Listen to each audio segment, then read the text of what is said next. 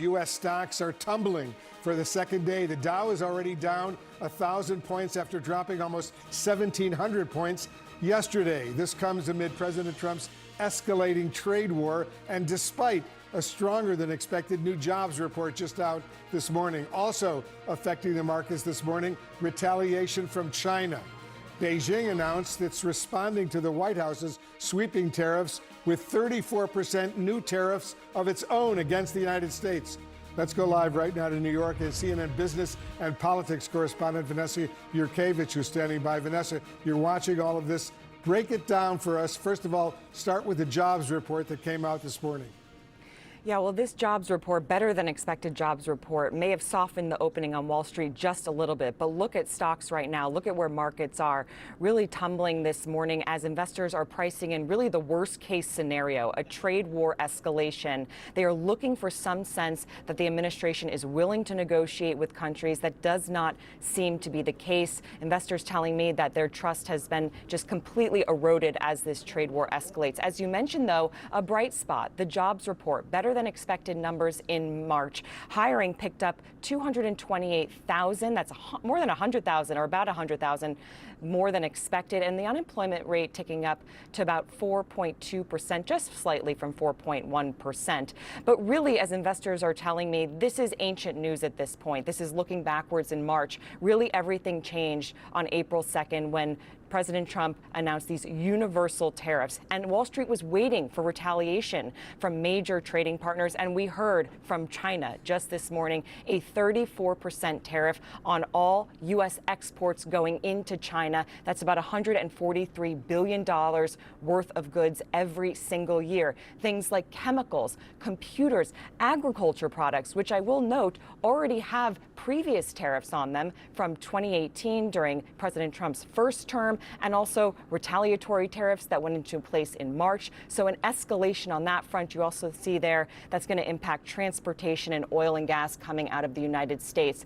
But worth noting, though, that we, the U.S., get a lot more from China than we send them. We get about $438 billion worth of goods every single year. And that now also, because of what President Trump put in place, has a 34% tariff on those goods. Economists agree, Wolf, that those prices, those increase in prices, will likely get passed down to us, the U.S. consumers. As we prepare to chat about what the markets are doing, Donald Trump is actually on social media calling out China and saying that they played it wrong, quote, and that they panicked in response to his tariffs. But, you know, all of this obviously evident in the global stock markets, which have tanked since that China announcement just a couple of hours ago. The message we just had from the President of the United States just goes to show there is a lot of ego involved, and you do question how far tit-for-tat goes. Looking at global markets, let's have a check-in. Dow Jones is down, I think it was 1,100 points so far today. It was down 1,600 yesterday. And we're seeing the steepest losses in stocks like Apple, Qualcomm, Tesla, Caterpillar, Nvidia. These are companies with big exposure to China. So you're starting to see some real pain for big American companies. And of course, that will impact portfolios for all sorts of investors and consumers, your average person in the United States. So we have the pain there. We're having steep losses in Europe as well. No retaliation from Europe yet. We're expecting to see more retaliation from other nations next week once all of this has been processed. But, you know, we saw Xetra DAX down around 4% before it came on air, FTSE 100, similar sort of levels, and the CAC. And that follows on from steep losses in Asia. So really another day of absolutely steep losses across the board. And I think at times like these, when many are wondering what qualifies as a stock market crash, and are we getting anywhere close to that? I was having this conversation with my team. When is it a plunge? When is it a tank? And when is it a crash? You'll be thrilled to know we're nowhere near a crash yet. We have been tiptoeing towards tank in some markets, for instance, the Xetra DAX and the FTSE MIB in Italy, which is down more than 5%. We're not at a crash yet. But you have to consider the losses we've also had, not just today and yesterday, but in recent weeks and recent months, as all the uncertainty, all the threats of tariffs has added up and really taken, you know, we're talking billions of dollars off stock markets. And looking at today, I had a note from Deutsche Bank that said the market is doing one thing, pricing in a global recession. And if this remains the way things are going, and if we see more retaliation, that is where we are headed. Yeah, is there any way to avoid that at this point? Has the rot set in? Would there be anything that could reverse the markets in that direction at this point? negotiation and too the late for US negotiation? president backing down at Okay. this stage. All right, Anna, thank you. Well, we have a panel of economists here to dissect this. CNN analyst Rana Foroohar is in New York, and economics professor Ha-Joon Chang joins us from London. Great to see you both. Rana, I want to go to you first because we were talking about Donald Trump being on social media there. Well, he's also been mentioning a couple of other things that I want to raise. He's been saying in the past now that his policies will never change and that this is a great time to get rich, richer than ever before. What do you make of those comments in this moment of chaos? You know, there's two ways to look at this. The first way, and the scarier way, frankly, is that he's just shooting from the hip. There really is no global strategy here. And this is Donald Trump and his ego, as we've just spoken about. And I think that you can make a strong case about that.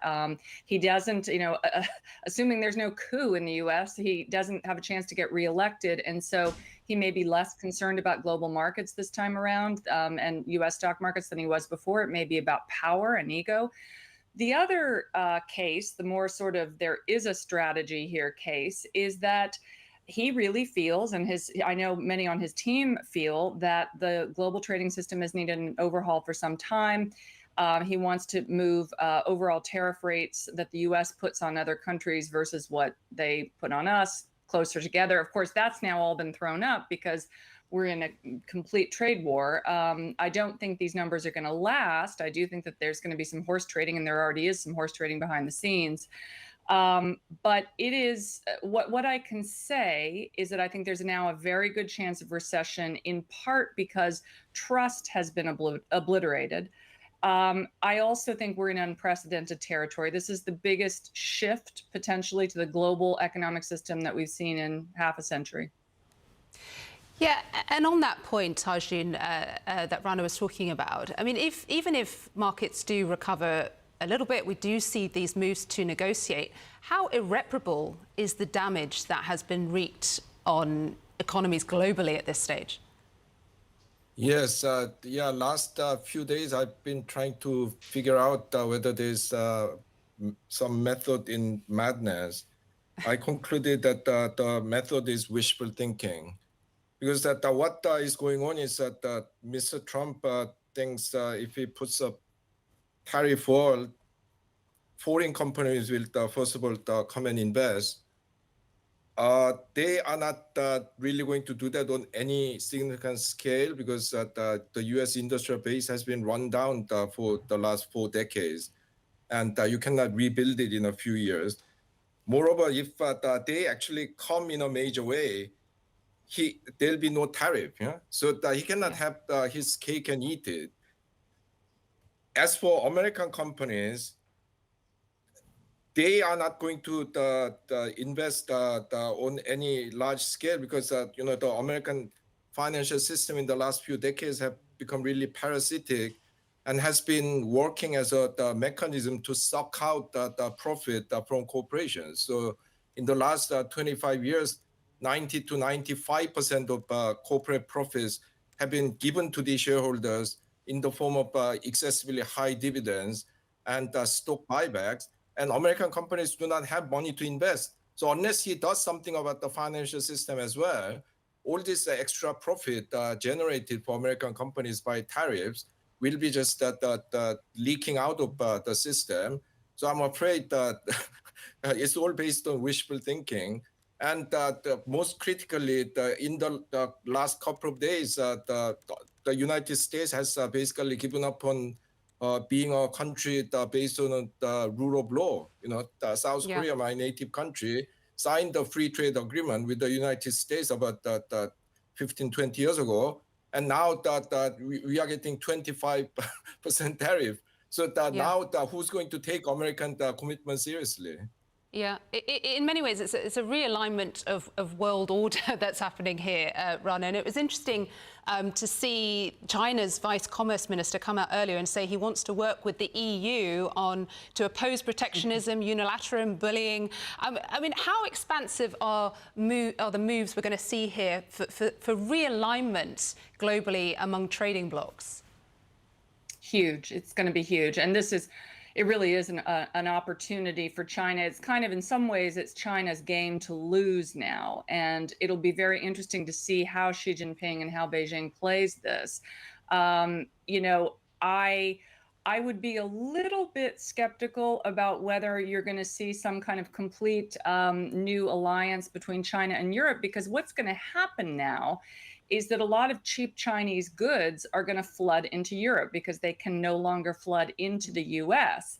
And are the Europeans going to like that? No, they're not. So this is where you start to get into that cascading sense of, oh boy, you know, we really are in a global trade war here. Now, if the Chinese were to suddenly say, you know what, we're going to acknowledge that we've been dumping cheap steel, cheap EVs, you know, cheap solar panels onto the world. And guess what, Europe? We are going to cut a new and more productive paradigm with you.